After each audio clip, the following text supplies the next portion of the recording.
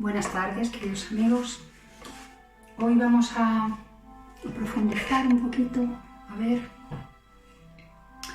el rezo del Santo Rosario. Vamos a ver sobre todo la historia, sobre todo el comienzo del Rosario, cómo surgió. Porque bueno, la mayoría pues conocéis el Rosario, sabéis cómo se reza, os resulta familiar, probablemente lo habéis rezado varias veces. Y entonces quizá lo que nos llame un poco más la atención sea ver cómo surgió. El rosario es una oración viva y por lo tanto abierta a modificaciones que se han ido dando, ¿no? Esas modificaciones con el paso del tiempo. Incluso ahora podemos encontrar alguna diferencia pues entre un país y otro, entre una parroquia y otra, entre un grupo de amistades. Depende mucho, ¿no?, de la persona, de la parroquia. Si buscáis un vídeo para rezar el rosario en YouTube vais a encontrar diferencias entre los distintos canales. Así que bueno, pues eso, que es una oración abierta y viva. La palabra rosario proviene del latín rosarium, que quiere decir puñado de rosas, así como corona de rosas o puñado de rosas. El cordón con cuentas o bolitas que utilizamos para rezarlo, que es este, que seguramente lo conocéis más que de sobra y probablemente tengáis varios, pues también se llama rosario. Pero este tipo de cordones de oración tiene un origen muy antiguo.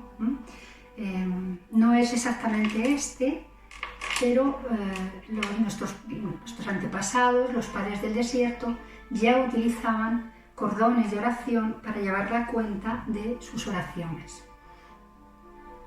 Y bueno, pues era una cosa muy sencilla, era como un cordón de los que ellos tenían, a los que iban haciendo nudos para llevar las cuentas de las oraciones que rezaban. Y pues el Islam, por ejemplo, los musulmanes también utilizan rosarios, cordones de oración, y el budismo y el hinduismo también. O sea que bueno, es un instrumento pues que se utiliza mucho para orar y que el nuestro pues tiene unas características que ahora vamos a ver. Bueno, comentaros que los padres del desierto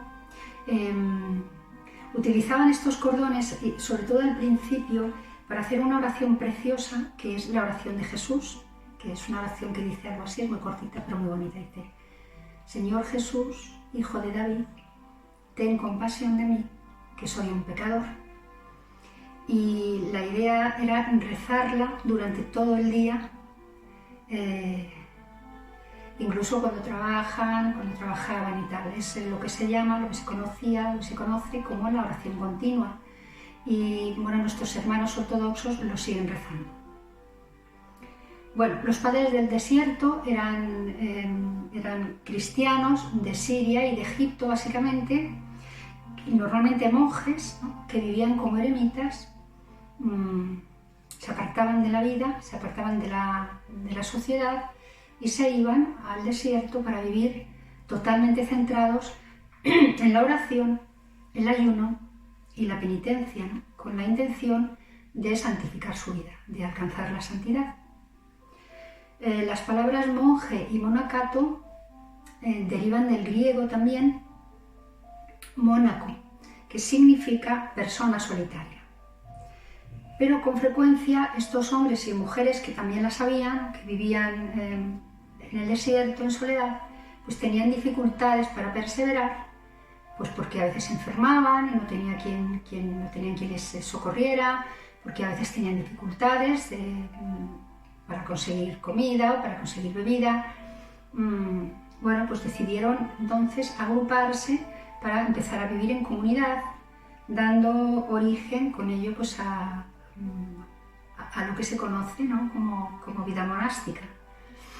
Entonces pasaron de ser eremitas a ser cenobitas. Pasaron de ser eremitas el que vive en soledad para ser cenobitas los que viven en comunidad.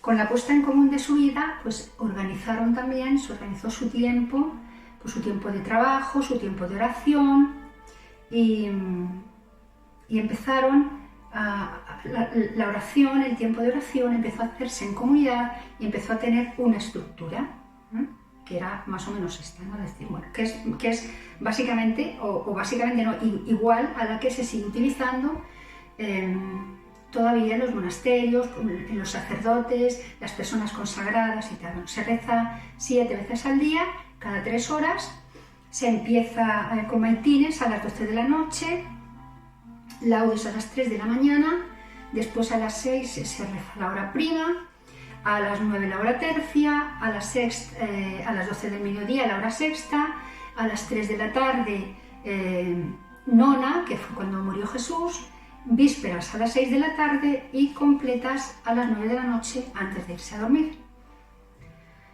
Y bueno, pues así empezaron a rezar, no sabíamos muy bien qué rezarían, ¿no? Nuestros antepasados, los padres del desierto,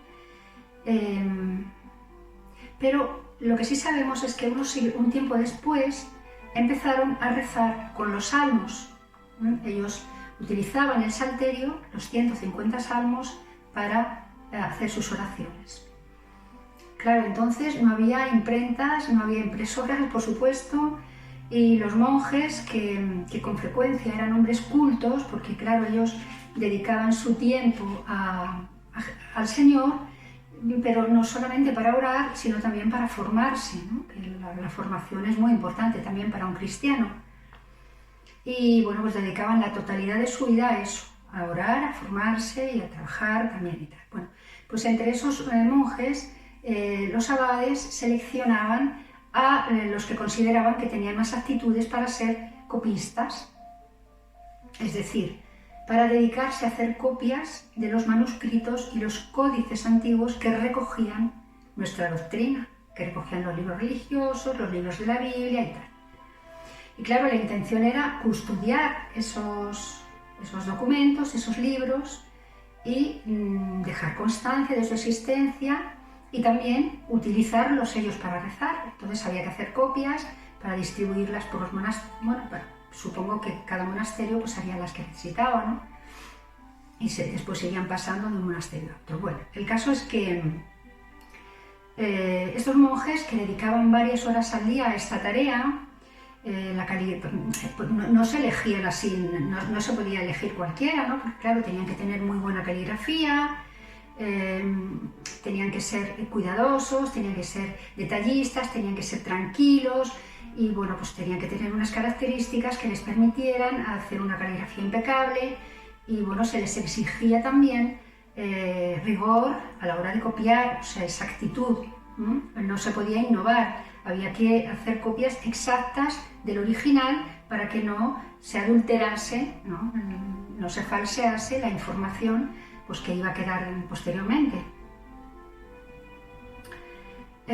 Bueno, pues así, con santa paciencia, nunca mejor dicho, pues custodiaron los monjes primitivos los escritos en los que se apoya nuestra fe, nuestra doctrina, ¿no?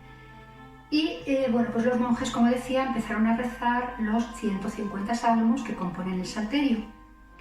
Pero había algunos monjes pues, que no sabían leer. Se les llamaba monjes legos y que se dedicaban a hacer trabajos más sencillos, ¿no? Pues que estaban a lo mejor en la huerta, en la cocina, haciendo pues, otro tipo de tareas por allí, pues, por el monasterio. Pero claro, esos monjes también necesitaban rezar, así que lo que decidieron fue que rezasen 150 Padres Nuestros al día, sustituyéndolos por los 150 salmos. Y esos Padres Nuestros los iban contando con su rosario. Por cierto, este rosario que tengo yo aquí es un rosario muy antiguo, le tengo muchísimo cariño, porque era de mi abuela.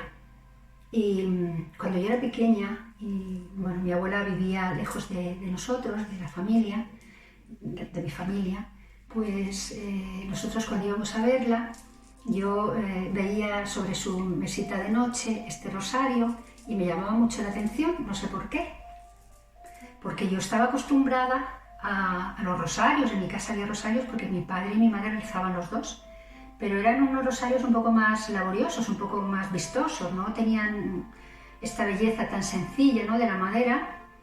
Ellos tenían rosarios pues, de cuentas de cristal o cuentas de...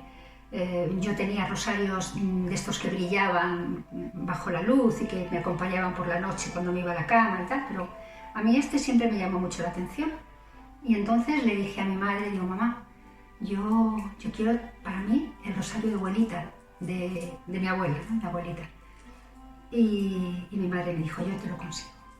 Y entonces no recuerdo muy bien cómo fue que yo me hice con este rosario. No sé si fue que me lo dio mi abuela en aquel momento, se lo dio a mi madre y se lo llevó a casa y lo tuvo ella hasta que yo fui un poco más mayor, o me lo dio, no lo recuerdo muy bien. Sé que me lo entregó mi madre, pero no recuerdo si fue que se lo llevó a casa en ese momento. Bueno, el caso es que lo tengo yo. Y bueno, yo tengo y he tenido muchos rosarios, pero claro, para mí son instrumentos, ¿no?, valiosísimos que me permiten pues acercarme a Dios y orar, pero este es muy especial para mí, claro, porque con este pues de algún modo me siento unida a la familia, y no solamente a la familia de sangre, sino que me siento, no sé por qué, también unida a la familia de la Iglesia, ¿no?, a nuestros antepasados. Y bueno, pues eso, he regalado muchos, pero este pues me lo voy a quedar, y luego, si Dios quiere, algún día se lo daré, supongo que para algunos de mis hijos. Bueno, pues os comentaba, estos monjes que no sabían leer, que rezaban los 150 Padres Nuestros, pues los contaban con su rosario. Y bueno, pues entonces todavía no se había creado la oración del Ave María tal como la conocemos ahora, ¿no?, completa, sino que solo se rezaba la primera parte, la parte de la salutación del ángel tomada de Lucas, esa parte que dice: Dios te salve María, llena eres de gracia, el Señor es contigo. Y algunos monjes le añadían también la segunda parte, ¿no?, la parte del saludo de Isabel, la prima de María, esta de bendita tú eres entre todas las mujeres y bendito el fruto de tu vientre. Y es hacia el siglo XI más o menos cuando se une la primera parte del Ave María con la segunda parte del Ave María, esta que dice: Santa María, Madre de Dios, ruega por nosotros pecadores, ahora y en la hora de nuestra muerte. Amén. Y así se formó la oración completa, que nosotros conocemos, ¿no?, y que ahora rezamos. Y bueno, pues entonces, a partir de ahí, los monjes legos, que no podían rezar con los salmos y que estaban rezando Padres Nuestros, empezaron a introducir también el rezo del Ave María. Y lo hacían intercalando un Ave María por cada 10 Padres Nuestros. Pero la figura de la Virgen María como intercesora y como transmisora de la gracia, ¿no?, como Madre de Jesús y de los hombres, se hizo muy presente, y la oración del Ave María pues muy conocida y muy rezada. Así que los monjes legos empezaron a rezar al revés, empezaron a rezar las 150 Ave Marías correspondientes a los salmos, intercaladas por Padres Nuestros, en vez de hacer lo que hacían anteriormente, que era rezar los 150 Padres Nuestros, pues ahora, los 150 Padres Nuestros intercalados por esa primera parte del Ave María, pues cuando esta oración se hizo tan popular y la gente le tenía tanta devoción a María, pues se hacía de otro modo, se rezaban 150 Ave Marías intercaladas por Padres Nuestros. Bueno, poco tiempo después, pues a alguien se le ocurrió enriquecer este modo de orar, introduciendo tiempo también para meditar sobre alguno de los momentos especiales que habían compuesto la vida de nuestro Señor y de nuestra Madre, María, y que recogían los Evangelios. Así que seleccionaron pasajes, ¿no?, de los Evangelios, pues no sé, el nacimiento del Señor, su bautismo, su primer milagro, la coronación de Nuestra Señora, la Virgen María, pues cuando el niño se perdió en el templo, su pasión. Fueron seleccionando los trozos así más importantes y empezaron a meditar con ellos y a rezar con ellos, y a eso lo llamaron misterios, como ahora. Y así, pues, Inicialmente se seleccionaron 15 pasajes, ¿no? 5 de ellos relacionados con momentos de gozo, 5 con momentos de dolor y otros 5 con momentos de gloria. Y a estas sartas de oraciones dedicadas a la Virgen María empezaron a considerarlas como piropos, ¿no? como ramilletes de flores que se le decían a la Virgen, ¿no? como si se le lanzasen flores, ¿no? Que la honraban y la alababan, y empezaron a llamar a esta oración rosarium, es decir, puñado o racimo de flores. Esta forma de orar se extendió también hasta los fieles laicos, las personas que sin ser monjes pues también querían orar y bueno, pues no tenían tiempo para rezar esas 150 oraciones que hacían diariamente los monjes, así que los abades decidieron ofrecerles la opción de rezar solo una tercera parte de esos 150, es decir, seleccionaban uno de esos bloques, que ya hemos visto que eran 3, los de gozo, los de gloria y los de dolor, seleccionaban uno de ellos, con lo que rezaban cada día 50 Aves Marías, con sus correspondientes Padres Nuestros, 5 Padres Nuestros, bueno, y meditaban, pues, en función de lo que habían elegido, pues oían los misterios dolorosos, los gozosos o los gloriosos.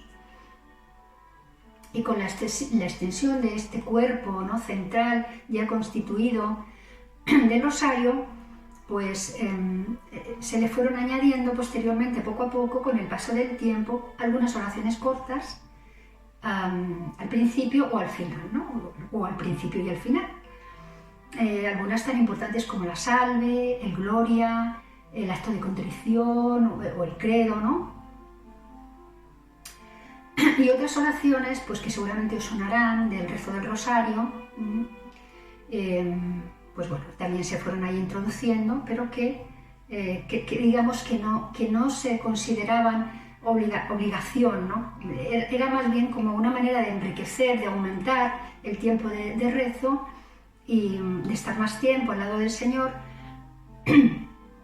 pues meditando y haciendo oraciones, incluyendo otro tipo de oraciones. Y después se consideró conveniente también, pues, santiguarse o persignarse antes del rezo para ponerse en manos de Dios y frente a la Virgen, y otros consideraron también que había que pedir la asistencia y la ayuda de Dios y comenzaron a rezar esto de: abre, Señor, mis labios y mi boca proclamará tu alabanza, Dios mío, ven en mi auxilio, Señor, date prisa en socorrerme. Bueno, y así el cuerpo del rosario quedó constituido, pero lo demás quedó un poco abierto a que cada fiel pues lo enriqueciera como mejor le pareciese, ¿no? Bueno, y las letanías, pues mirad, ¿qué son las letanías y cómo surgieron? La palabra letanía proviene del griego también litaneia, que significa súplica, oración, ruego, algo así, ¿no? Y son breves invocaciones a Jesús y después también a la Virgen María y a los santos, muy antiguas. También surgieron, pues, de los primeros cristianos, ¿no? Y ahí en torno a los padres del desierto. Y se rezaban sobre todo en procesiones, ¿no? Especialmente como había mucha devoción a la Virgen María, pues en momentos así de especial dificultad, en momentos de sequía o de inundaciones o de catástrofe o de pestes y tal, pues los sacerdotes suplicaban la ayuda, la intervención de Dios y de la Virgen con estas breves oraciones llamadas letanías de súplica o de alabanza, en las que el pueblo también participaba, como es ahora, ¿no? Entonces los sacerdotes iban en procesión, empezaban la primera parte de la letanía y el pueblo que acompañaba la procesión pues recitaba la segunda parte. Hay letanías de varios tipos, pero las más conocidas, que son las que seguimos rezando con el rosario nosotros ahora, son las lauretanas, que son en honor de la Santísima Virgen, ¿no? Y que surgieron en el santuario de Loreto, entre los fieles que subían, ¿no? Que iban los peregrinos, que iban camino del santuario, iban recitando estas letanías. La letanía lauretana se compone de una serie de invocaciones a María, que son, pues como digo, títulos de honor, alabanzas, piropos que los padres del desierto le dieron y que se aprendió el pueblo, y que algunas de estas alabanzas, pues proceden de la Sagrada Escritura, de la Biblia, por ejemplo.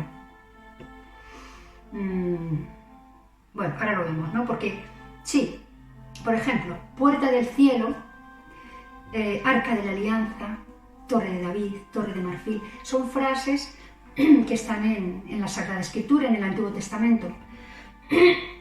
Y después, algunos papas pues fueron también aumentando estas alabanzas, estos piropos, llamándole, pues por ejemplo, mira, cuando ganamos la batalla de Lepanto frente a los otomanos, se incluyó auxilio de los cristianos, porque se ganó la batalla gracias al rezo del rosario.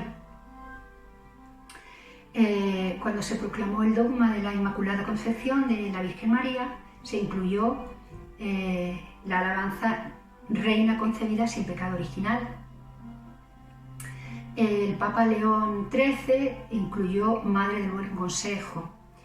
Reina de la Paz, Benedicto XV durante la Primera Guerra Mundial, ¿no? Para que intercediera. Reina Asunta al Cielo, como dogma, ¿no? De la Asunción de la Virgen.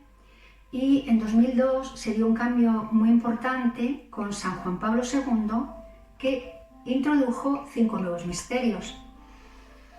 Al Papa le pareció, con buen criterio probablemente, que, bueno, pues que no tenían por qué ser exactamente las oraciones que se rezaban a la Virgen y que componían el rosario 150. O sea, originariamente habían sido 150 para sustituir a los 150 salmos, pero que se podían extraer de la Escritura otros momentos de la vida de Jesús y de María importantes también para la Iglesia y para los fieles, y hacer un grupo nuevo, un bloque nuevo, con los misterios que él llamó luminosos, ¿no?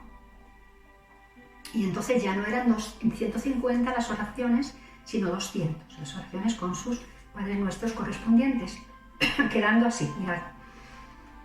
Los misterios gozosos, claro, se empezaron a rezar los lunes y los sábados, y son la encarnación del Hijo de Dios, la visitación de Nuestra Señora, el nacimiento del Hijo de Dios, la predicación de Jesús en el templo y la pérdida de Jesús en el templo.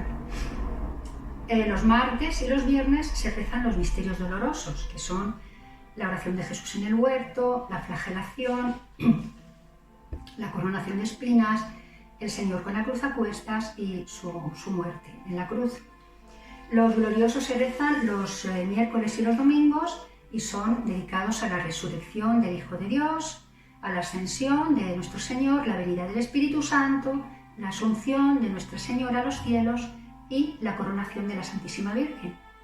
Y los luminosos, que se empezaron con San Juan Pablo II, se rezan los jueves y son el bautismo del Señor en el río Jordán, la autorrevelación en las bodas de Caná, el primer milagro, el anuncio del reino de los cielos invitando a la conversión, la transfiguración y la institución de la Eucaristía. Y nuestro Papa actual, hace muy poquito tiempo, el Papa Francisco, ha querido añadir a las letanías 3 nuevas alabanzas muy bonitas, lo que son Madre de la Misericordia, Madre de la Esperanza y Consuelo y Ayuda de los Migrantes.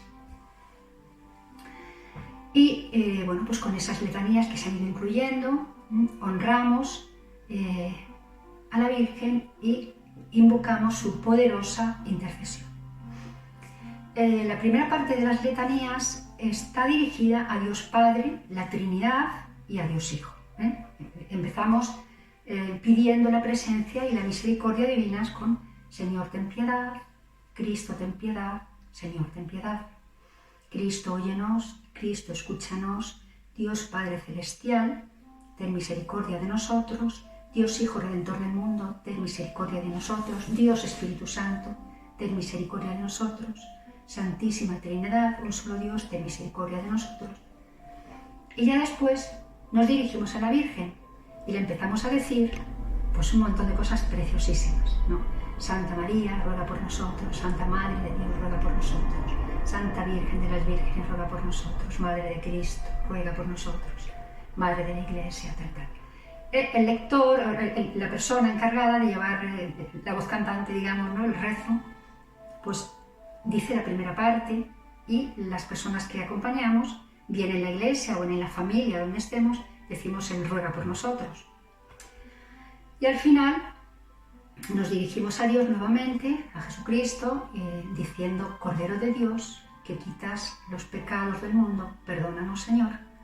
Cordero de Dios, que quitas los pecados del mundo, escúchanos, Señor. Cordero de Dios, que quitas los pecados del mundo, ten misericordia de nosotros. Y terminamos con una oración corta.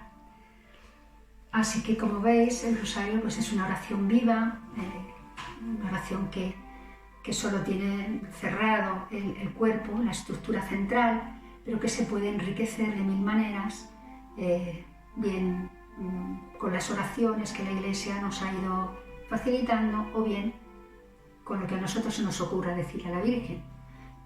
Yo cuando lo rezo en la Iglesia, pues bueno, sigo el ritmo que marca, que es donde me gusta rezarlo, por otro lado, pues el ritmo que marca la persona que lo lleva, que dirige el rezo.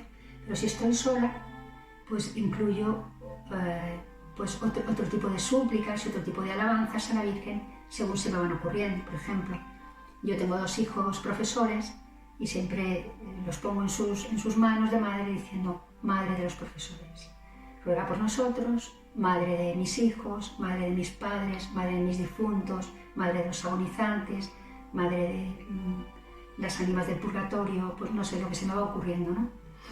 Y bueno, pues el caso es rezar y rezar con amor, con devoción.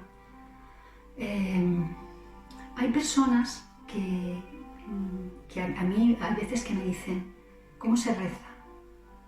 Yo es que no sé rezar, me dicen, ¿no? ¿Cómo se reza? Y claro, esto para un cristiano, pues una persona acostumbrada a rezar, es una cosa que no sabes muy bien qué decirle, ¿no? Pues nos parece tan obvio a nosotros rezar, que cuando alguien te dice cómo se reza, pues no sé, yo me quedo un poco así, siempre digo: pues mira, pues tú dirígete a Dios como si fuese un amigo, o a la Virgen como a tu madre, y dile lo que tu corazón tiene por dentro, cuéntale tus problemas, cuéntale tus preocupaciones. Pero la verdad es que esto no debe ser fácil. Supongo que a veces a uno tiene como la sensación de estar rezando solo, ¿no? Hablando solo, y no sabe muy bien qué palabras utilizar y tal. Entonces, en estos casos, pues podemos recurrir a las oraciones de la Iglesia, que son muchísimas y son maravillosas y nos permiten encontrar el modo de dirigirnos a Dios, ¿no? Si no se nos ocurre a nosotros decirle nada, pues a lo mejor cogiendo con cariño las oraciones de la Iglesia, la primera, el Padre Nuestro, que nos enseñó Jesús a rezar, pues repitiéndolo con cariño, despacio, y después pues lo que se nos ocurre, ¿no? De las oraciones de la Iglesia, pues dirigirnos a Dios. Al principio a lo mejor nos suenan vacías, pero con el paso del tiempo seguramente pues empezaremos a encontrarles un sabor y un sentido pues muy importante, ¿no? Y probablemente llegue un momento en que no podamos dejar de hacerlo. Mirad, yo cuando era adolescente, bueno, pues pasé un tiempo en que no tenía tanta fe, no tenía fe.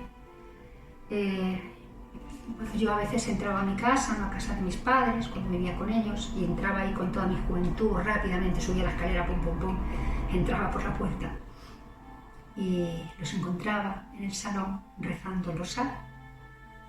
Yo me quedaba ahí un poco así y enseguida sentía yo ahí como una paz y un ambiente de respeto y un ambiente sagrado que se respiraba, un ambiente de mucha paz, de mucho bienestar y como de mucha autenticidad. Y claro, yo me salía de aquel lugar donde estaban mis padres rezando, ¿no? En el salón de la casa, y y me ponía a pensar pues sobre la existencia de Dios, ¿no? Y entonces empecé a pedirle al Señor que me ayudase también a mí a tener fe, si es verdad que existía, ¿no? Yo sentía que si Dios era un hecho, que si Dios era real y existía, pues era una realidad demasiado potente como para que yo no la descubriera en esta vida. Y siempre me imaginaba, pues el día que yo muriese y me encontrase con Dios, si es que existía, pues qué cara se me iba a quedar a mí, después de todas las cosas que Él había puesto por delante, ¿no? Para que yo le encontrara, la iglesia, mis padres, las oraciones. Y claro, me parecía una responsabilidad, pero claro, era una responsabilidad que yo también compartía con Dios, ¿no? Porque yo decía, claro, Señor, si tú estás ahí y eres mi Padre, pues hazme de algún modo partícipe de tu existencia y de tu vida, ¿no? Que yo también soy tu hija y también tengo derecho a conocerte y a amarte. O sea, me parecía que era una verdad pues que yo tenía que suplicarle a Dios, y siempre me dirigía a Él durante un tiempo, ¿no? Importante, pues para que Él me diera luz si estaba ahí y me hiciera pues captar su presencia y vivir con Él. Y bueno, pues el Señor me fue dando luz, efectivamente. Bueno, ya os cuento la historia completa. Empecé a acercarme al Corán, me compré un Corán, porque claro, yo era entonces una chica jovencita y pues me parecía a mí que lo de las cosas de la iglesia pues eran cosas de curas carcas y de señoras mayores y tal. Había que buscar por otro lado cosas de los prejuicios. El caso es que, bueno, yo en el Corán no os puedo decir nada salvo que no encontré a Dios, ¿no? Pasó por mi vida sin pena ni gloria. Así que después me fui hasta el budismo y empecé a comprarme libros sobre escritos budistas, y empecé a profundizar. Y bueno, pues había cosas que realmente me llamaban la atención y me interesaban. Pero tampoco yo me encontré con Dios en el budismo, básicamente porque el budismo no es una religión, sino que es una filosofía. Y bueno, cuando me acerqué al hinduismo, ahí aquello me tiró enseguida para atrás, porque había tal batiburrillo de dioses y de tal que era imposible entrar ahí. Así que lo que hice fue acercarme a los místicos de la Iglesia Católica, ¿no? Que tenían pues cierto caché, ¿no? Me parecía a mí que aquello tenía más importancia que pues acercarte a la iglesia a rezar. Y pues empecé a leer a Santa Teresa, su libro de la vida, las moradas, empecé a leer a San Agustín, las confesiones, San Juan de la Cruz, Santo Tomás, algunas cosas. Bueno, pues entonces aquello me llamó muchísimo la atención porque encontré mucha luz ahí, mucha claridad, y me pareció que fue un hallazgo muy importante para mí. Y claro, el paso siguiente era pues acercarse al Evangelio nuevamente, ¿no? Y claro, cuando yo me encontré con Jesús ya fue cuando realmente pues tropecé frente a frente con Dios, y a mí me parecía que no se podía vivir, ¿no? Y me lo sigue pareciendo, que nadie puede tener una vida, independientemente de todos los estudios teológicos que después se hayan ido haciendo, que yo he podido ir haciendo, de todas las investigaciones, todo lo que yo haya podido profundizar ahí y tal. La vida de Jesús tal como yo la recibí en aquel momento, tal como yo me la encontré, me pareció que era imposible si no era Dios. Todas las palabras que Él dijo, todas las cosas que Él hizo. Y bueno, pues así fue como yo empecé a acercarme a Dios, y a partir de ahí pues un camino pues con algunos momentos de sequedad y algunos parones y algunos pasos hacia atrás, pero que en general pues va hacia adelante, ¿no? Gracias a su ayuda y a la ayuda de la Iglesia, que para mí ha sido muy importante. Bueno, pues ya está. Esto es todo, queridos amigos. Os mando un abrazo fuerte y que Dios os bendiga, ¿no? Que la Madre del Señor os guíe, os guarde y os proteja y os conduzca hasta su Hijo, donde está la paz y la salvación de vuestras vidas y de las vidas de todos los hombres. Hasta el próximo día.